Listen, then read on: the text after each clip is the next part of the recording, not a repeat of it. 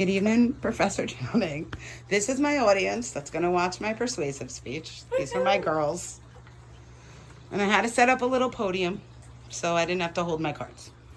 So here you go.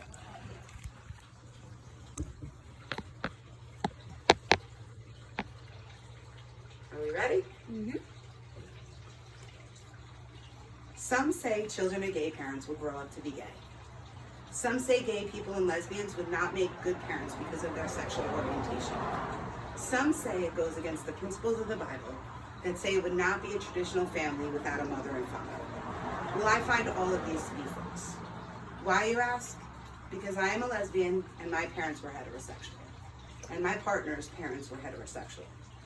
I gave birth to 2 daughters and my partner gave birth to 1, and they're all straight. We also adopted 3 children together, a teenage girl and her 2 baby brothers. The teenage girl is also straight, and the boys, being 3 and 6, don't know what they are. We are not the perfect parents. No one is perfect all the time, but we do have a lot of love to give, and we try to raise them the best way we know how. I do not feel that our sexual orientation has anything to do with how good or bad we are as parents, but we do have an understanding of how it feels to be prejudiced against, and we try to teach our kids to be kind to everyone. When it comes to adoptions, gay and lesbian couples should have the same rights as heterosexual couples. Let's talk about the legal and social issues with gay adoption, and hopefully I can encourage you to stand up for the rights of gay people to be able to adopt, and for the kids of those families to not incur the bullying and prejudice that happens. First, let's discuss the statistics surrounding adoption. According to the Administration for Children and Families in the United States, in 2018, there were approximately 437,283 children that were in the foster care system. They also state that 125,422 are still waiting to be adopted. When looking at the website lifelongadoptions.com, it does state that gay and lesbian couples currently raise 4% of all of the adopted children in the United States, but a large majority of them are in California alone. They also state that an estimated 2 million LGBTQ people are interested in adopting, but it is not always the easiest task to do.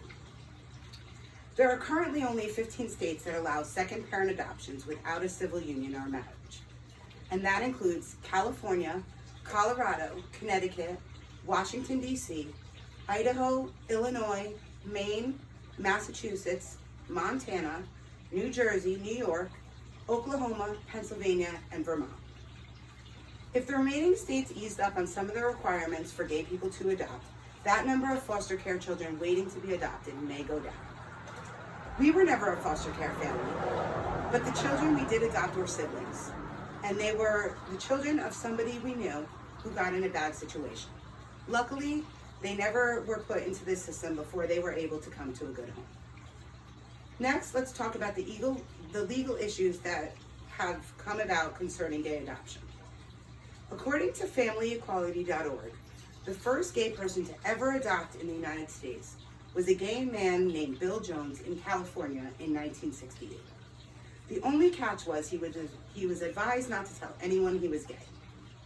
Then a decade later, New York became the first state to not reject applications for adoption solely based on their sexual preference.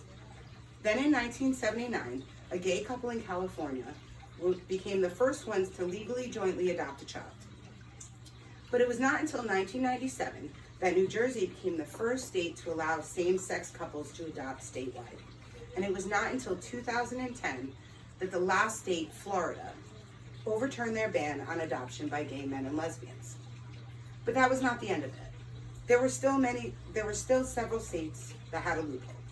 Many states still banned unmarried couples from adopting. Therefore, since gay people were not legally allowed to marry, they could not adopt either.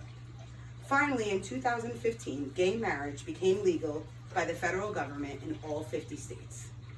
You would think that would be the end of the battles for the LGBTQ community when it comes to adoption, but it was not. Since then, several states have put into place religious freedom laws when it comes to adoption. This basically allows an adoption or a foster care facility to ban gay men and lesbians from adopting for religious reasons. This was further accepted when in November of 2019, the Trump administration put forth a rule that these agencies could still receive federal grants even if they do that. As you can see, steps were taken forward, but unfortunately, it still is not perfect. Now let us talk about the impact that this has on the children that have been adopted, but must deal with the bullying that comes along with it. There are some states like California where having two dads or two moms has become the norm, but that is not the case nationwide. In an article in the New York Times, written by Neil Vigdor on December 2nd of 2019, was a story about an 11-year-old boy in Utah who was bullied by a substitute teacher. When the kids of his 5th grade class were asked what they were thankful for right before they went on Thanksgiving break, he said he was thankful his dads were able to adopt him. The teacher then went on to tell him that homosexuality is wrong, and it was sinful for his fathers to be together. An 11-year-old boy, all he knew his whole life was his dad's and how much they loved him. How could an adult, a teacher, say this to him? In this day and age, it might seem unbelievable, but it happens. She was fired from her job, but that will probably live in him for a very long time. This type of bullying does happen nationwide. Not only adults, but children also do it. Recently, our 6-year-old son was having an issue with a little girl in his class. We have not disclosed to him yet that he is adopted, but she was constantly asking him why he didn't have a dad and why he had two moms. We did talk to her parents and their teacher, and they use this as a teaching experience to explain how families do not all look the same and are made up of all different types of parents. She has since stopped what she was saying, but occasionally he will still ask us why she would ask him all that stuff. I hope I have given you enough information to open your minds about gay adoption. Although the U.S. has made great strides legally when it comes to gay adoption, there are still so many things that are not equal for gay parents. I think the first thing we must do to try to help is to educate. Educate our sons, our daughters, our friends, our extended family, and even ourselves. We should research and read testimonials about the troubles the gay community has to adopt and the stories of the bullying. And then we should not repeat them. We should try as a society to be kind to everyone. I also think we should get involved in the LGBTQ community. Locally, we have a group, Grand Strand Pride, which is an organization that is working to advance the acceptance of the Grand Strand LGBT community. There is also the South Carolina Equality Coalition that helps in all aspects of the community, including gay rights to adopt. In conclusion, I think we can all work together to make the world a better place, even for those who are different from us. There are so many children in this world wanting to be adopted. There should be no reason for a child to go without a family just because of their parents' sexual orientation.